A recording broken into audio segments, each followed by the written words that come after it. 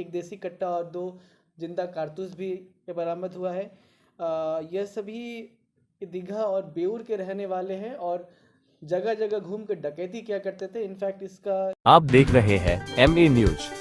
कुख्यात अपराधी छोटू नट अपने सहयोगी के साथ हो गए गिरफ्तार।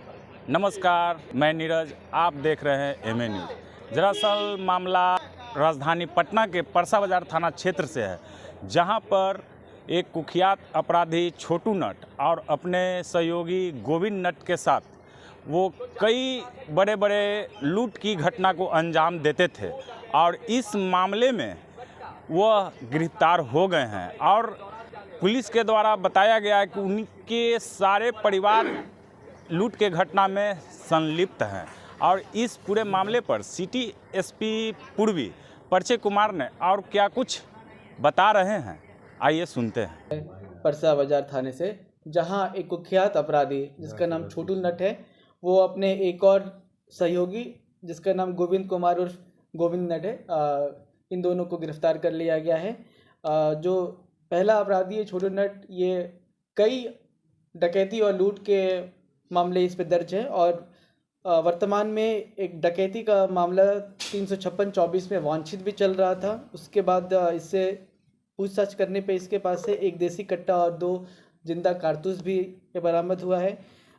यह सभी दीघा और बेउर के रहने वाले हैं और जगह जगह घूम कर डकैती किया करते थे। इनफैक्ट इसका कि पूरा परिवार ही डकैती के मामले में पूरे में जेल गया है। इसकी पत्नी भी जेल गई है, इसके और भी परिवार के मेंबर्स ही पहले जेल गए हैं। इसके विरुद्ध बहुत सारे मामले दर्ज है, उसमें से कुछ प्रमुख मामले हैं।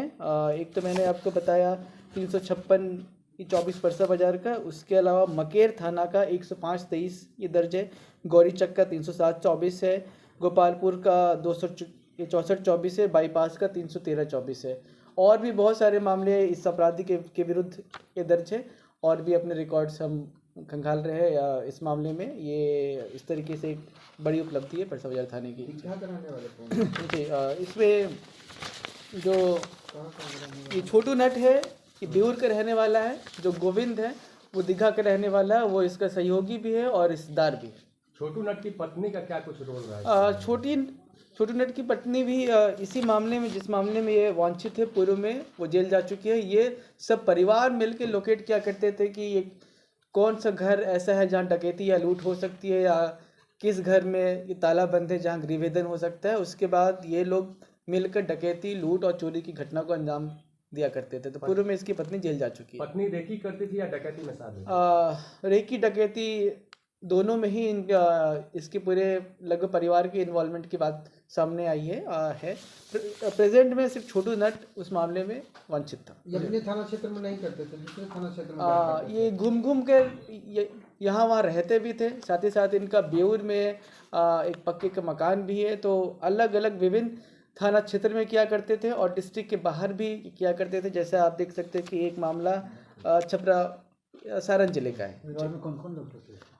इसके परिवार में इसकी पत्नी, इसके पिताजी और भी इसकी पत्नी के भाई, ये सभी के विरुद्ध डकैती और लूट के मामले दर्ज। पूछताछ में क्या बताया, अभी कहाँ घटना करने वाला था? पूछताछ में इसका तो ये बोलना है कि अब ये घटना नहीं करता है, छोड़ चुका है। परंतु आपको पता है कि सभी अपराधी ऐसा ही बोलते हैं।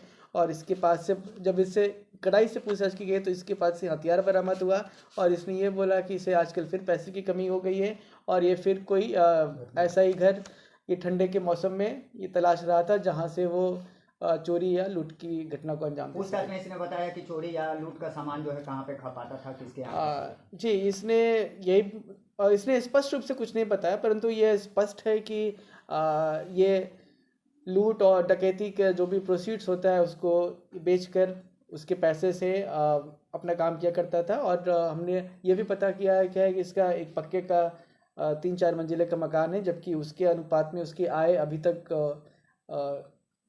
आय के स्रोत का पता नहीं चला है। तो जी तो एग्जैक्टली इनकी संपत्ति को जांचते हुए उसकी जब्ती अटैचमेंट का जो प्रोसेस है BNSS 107 के अंतर्गत उसका भी प्रस्ताव समर्पित किया कुल कितने इस मामले में गिरफ्तारियां हैं? जी, इस मामले में जो हथियार बरामद हुआ है, इस मामले में कल 2 गिरफ्तारी हुई है, जिस कांड में वांछित था, इसमें 14 व्यक्ति गिरफ्तार हुए अभी तक। अभी तक कितने घटनाओं को अंजाम दे चुका है? मेरे पास 5 या 6 घटनाओं के रिकॉर्ड से, बाकी अपने रिकॉर्ड से हम और पत्नी देख फरार रहे है हैं। या गिरफ्तार है? पत्नी पास्ट में गिरफ्तार हो चुकी है। ज्यादातर ठंडा के समय में ही लोग वारदात करते थे।